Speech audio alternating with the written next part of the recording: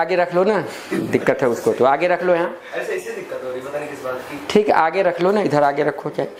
तो क्यों?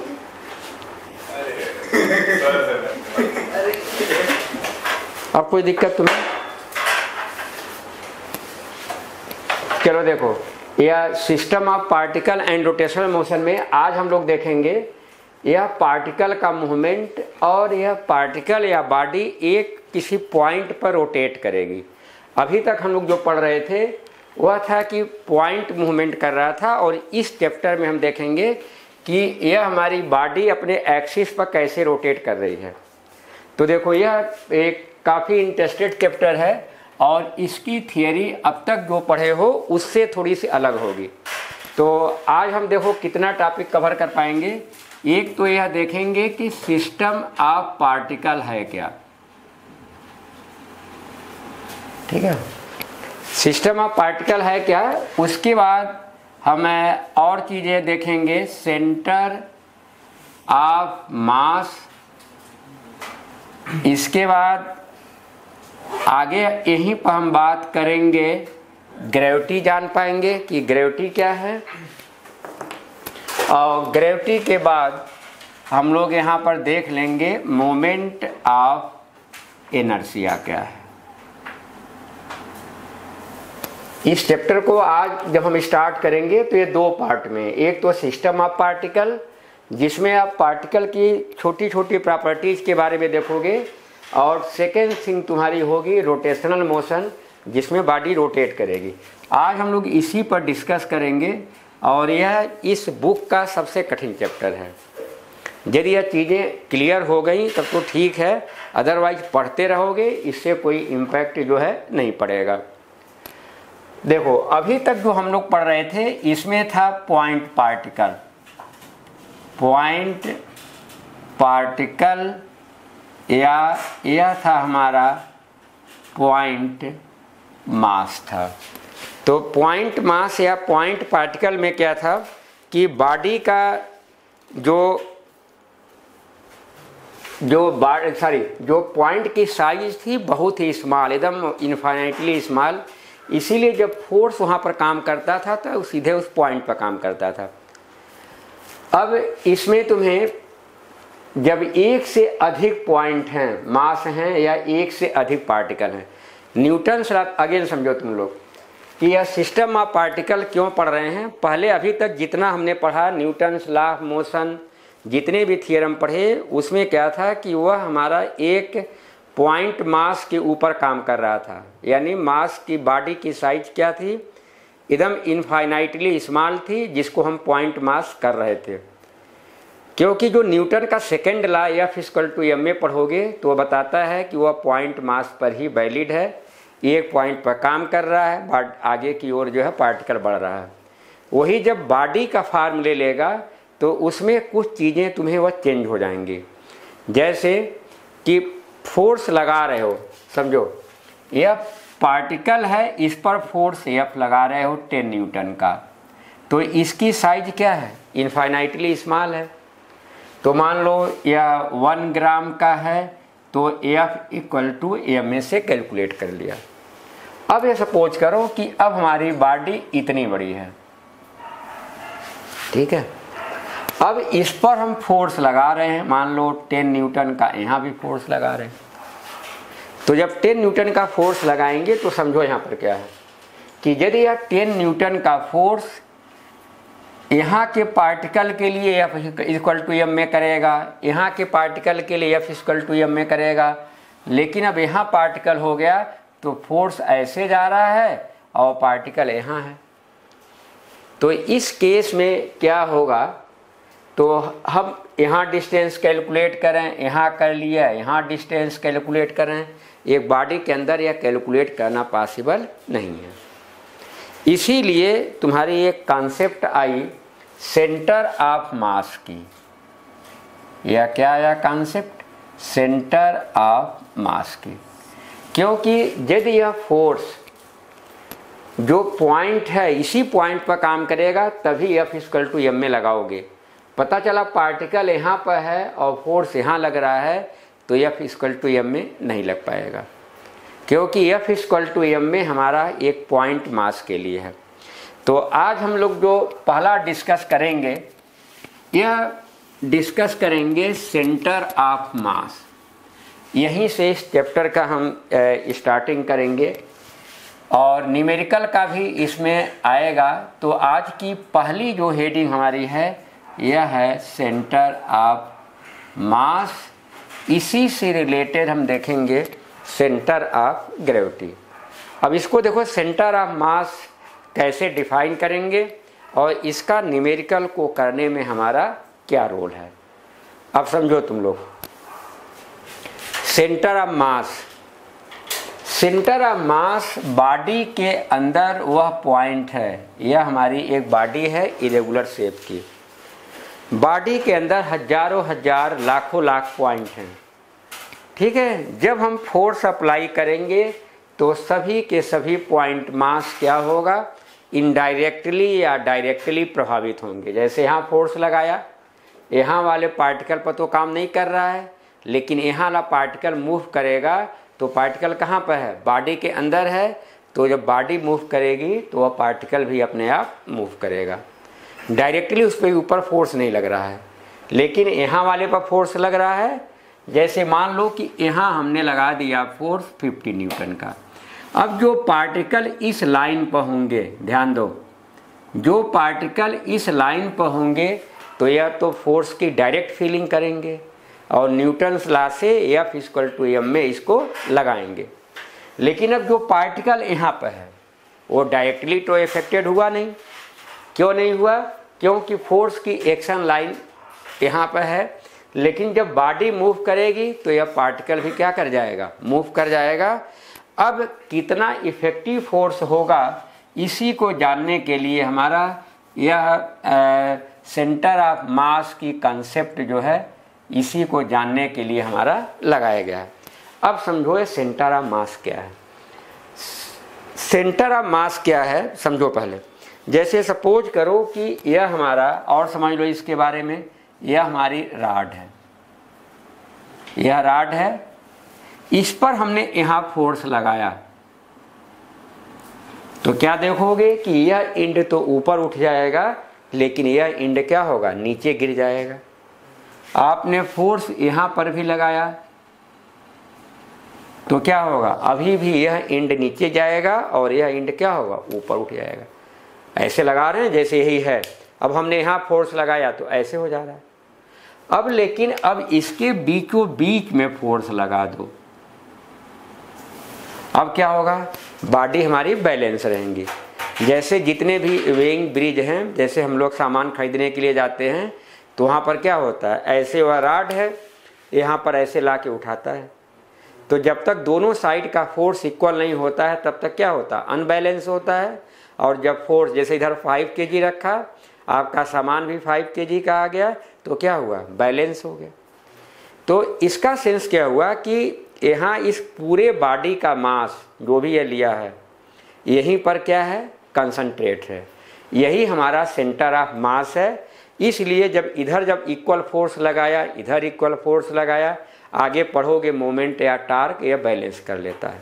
लेकिन जब यहाँ से उठाते हैं तो दोनों साइड के टार्क हमारे क्या होते हैं, बराबर नहीं होते हैं, तो वह बैलेंस नहीं हो पाता है 5 kg से। तो अब चलो सेंटर ऑफ मास को आप कैसे डिफाइन करोगे। सेंटर ऑफ मास बॉडी के अंदर वह पॉइंट है।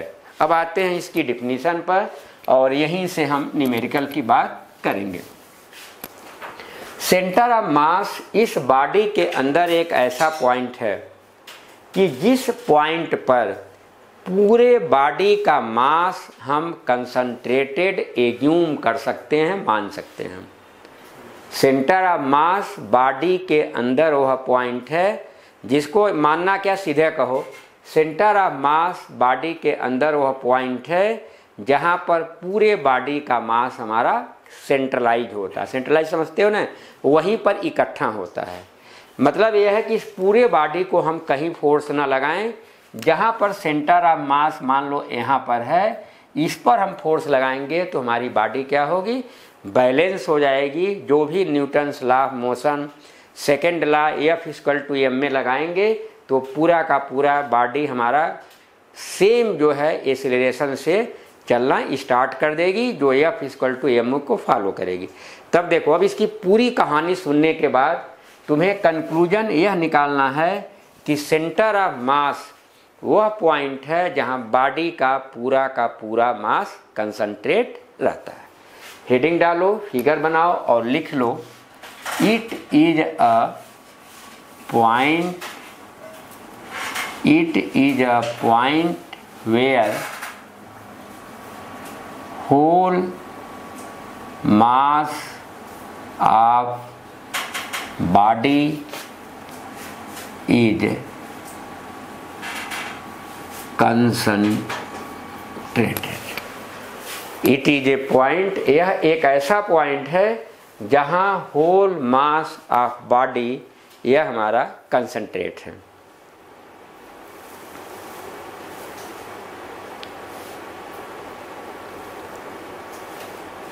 अब हम देखते हैं कैलकुलेशन ऑफ सेंटर ऑफ मास। अब कहाँ है, कैसे कैलकुलेट करेंगे, इसके बारे में बात करेंगे। अब आप यहाँ डाल लो heading, calculation of centre of mass. Calculation of centre of mass. Centre of mass का कैसे कैलकुलेशन करेंगे इसमें। हाँ, कहाँ से, इसी से आ रहा है? नहीं, मतलब इसी से वो जानते हो, वो बारिश के मास्टर के कारण ऐसा। तो इस पर आ जाओ, कोई दिक्कत नहीं। तो अब हम देखेंगे कैलकुलेशन ऑफ सेंटर ऑफ मास कि कैसे इसको हम कैलकुलेट करेंगे। इसमें बेसिकली तुम्हारा है कि जब मासेस हमारे एक प्लेन में हैं, अभी मैंने बॉडी की बात की, बॉडी के अंदर क्या होगा, infinite number of point masses होंगे। तो अब सिस्टम ऑफ पार्टिकल में पहले कैलकुलेट करेंगे, उसके बाद हम इस बॉडी का करेंगे।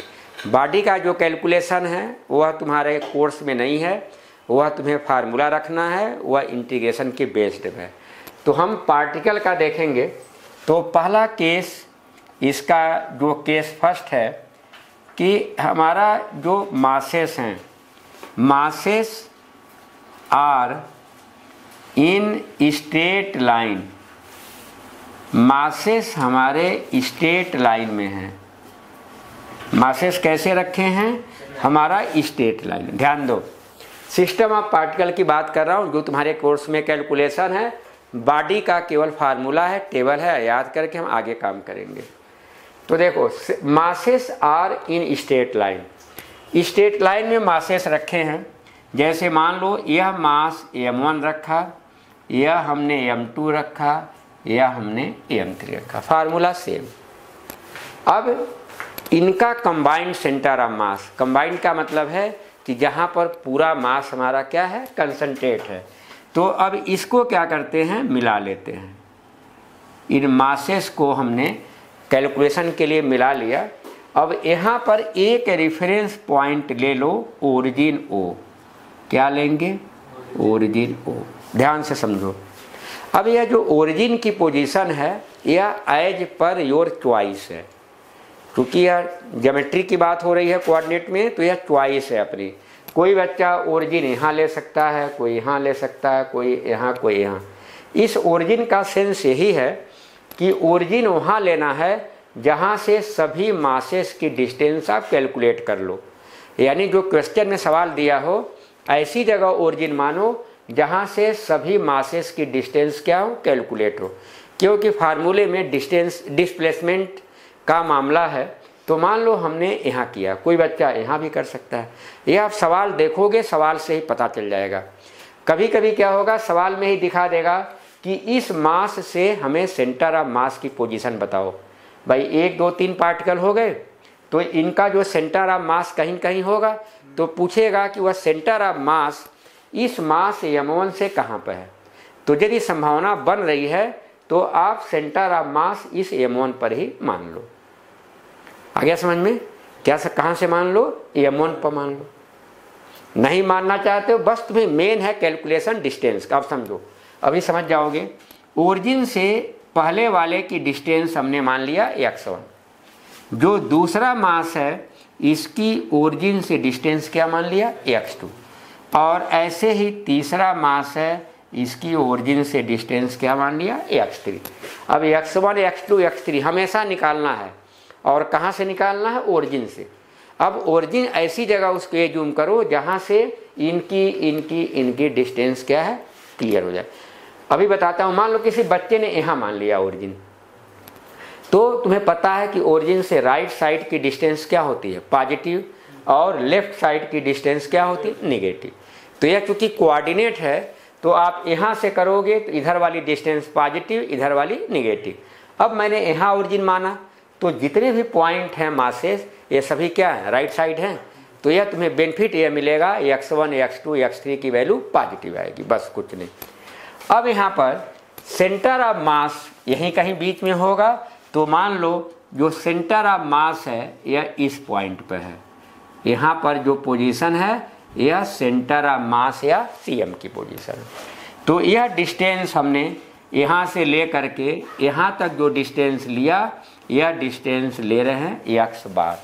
तो x बार समझ में आ रहा है, position of centre of mass. Position हमेशा ओरिजिन से ली जाएगी।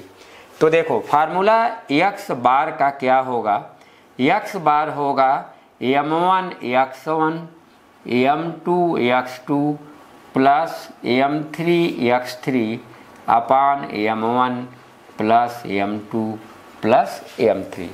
अब देखो फार्मूला रटना भी आसान है। मास m1 है, डिस्टेंस कहाँ से लिया, ओरिजिन से, मल्टीप्लाई किया। मास m2 है, डिस्टेंस कहाँ से लिया, ओरिजिन से, मल्टीप्लाई कर दिया।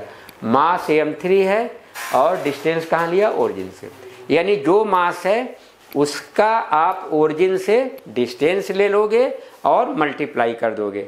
साइन तुम्हें ध्यान देना मस्ट है, राइट साइड में है तो पॉजिटिव होगी और लेफ्ट साइड में है तो क्या होगा, निगेटिव। नीचे हमेशा यह प्लस ही होगा, बिकॉज मास क्या है, स्केलर क्वांटिटी, तो यह तो नीचे प्लस होगा। फार्मूला याद करने में समझ में आ गया। अब आप इसको एक क्वेश्चन करते हैं हर फार्मूले पर कि सपोज करो 5 kg का मास है, यहाँ हमने रख लिया 10 kg का मास, यहाँ हमने रख लिया 15 kg का मास। इनकी अब देखो कभी कभी यहीं से डिस्टेंसेस दे देगा, कभी यहाँ से डिस्टेंसेस देगा। मान लो कि यह जो है यह इन दोनों के बीच की डिस्टेंस 6 मीटर है और इन दोनों के बीच की डिस्टेंस 8 मीटर है। अब समझो, यह आपके बताया ओरिजिन, आपको अब यहाँ से कोई डिस्टेंस मेजर नहीं है, तो आपके सामने मजबूरी क्या होगी, या तो यहाँ ओरिजिन मानो, या तो आप जो है यहाँ ओरिजिन मानो, या तो यहाँ, तो कहीं बाहर तो नहीं मिल रही डिस्टेंस, तो आप ओरिजिन क्या है, चाहे यहाँ मान लो या यहाँ मान लो, आप यहाँ मान लो। यहाँ मानोगे तो ड्रॉबैक क्या होगी, सभी डिस्टेंस इधर मिलेंगी, तो क्या होगा, निगेटिव लोगे। यहाँ लेते हो तो इधर वाली डिस्टेंस पॉजिटिव होगा और यह तरह वाला क्या होगा, निगेटिव। तो अब सवाल में देखो, यह कह सकता है इससे डिस्टेंस निकालो, इससे निकालो, इससे निकालो। तो ऐसे केसेस में आपने मान लो यहाँ से निकाल लिया तो यहाँ से भी निकल जाएगी भाई, जितना आएगा उसमें से 6 क्या करोगे, सब्ट्रैक्ट कर लो। तो अब हम करते क्या हैं कि इसी पॉइंट को हमने एज्यूम कर लेते हैं ओरिजिन, इसी पॉइंट को क्या कर लेते हैं, ओरिजिन। अब यह फार्मूला देखो, इसी फार्मूले की हम बात कर रहे हैं। ओरिजिन ले लिया तो अब हम position of centre of mass क्या निकालेंगे, position of centre of mass या position of centre of mass, position of centre of mass x bar. Figure में से आपको क्लियर होगा कि हम ओरिजिन इसको मान लिए। चलो बताओ, अब बोलो यहाँ पर क्या लिखें। सर यहाँ पे लिखेंगे 5 kg ठीक into 6 metre, 5 kg into 6 metre. हाँ आगे बोलो। Sir mass 10 kg into 8 metre plus बोलो सर प्लस 15 kg हाँ इंटू बोलो सर 15 kg इंटू 14 15 इंटू 14 हो गया। नीचे क्या होगा? सर 5 प्लस 5 प्लस 10 प्लस हाँ प्लस 15। चलो तुम बोलो जरा, तुम ही बोलो। गलत बोल रहे हो, असल में कंसंट्रेट तो है नहीं तुम्हारा दिमाग। इतना ध्यान से समझा रहा हूँ, उसके बाद कहीं कोई इशू ही नहीं है। चलो तुम बोलो, या नीचे तो, नीचे में तो कोई प्रॉब्लम है नहीं। चलो बोलो सुबह, तुम बोलो।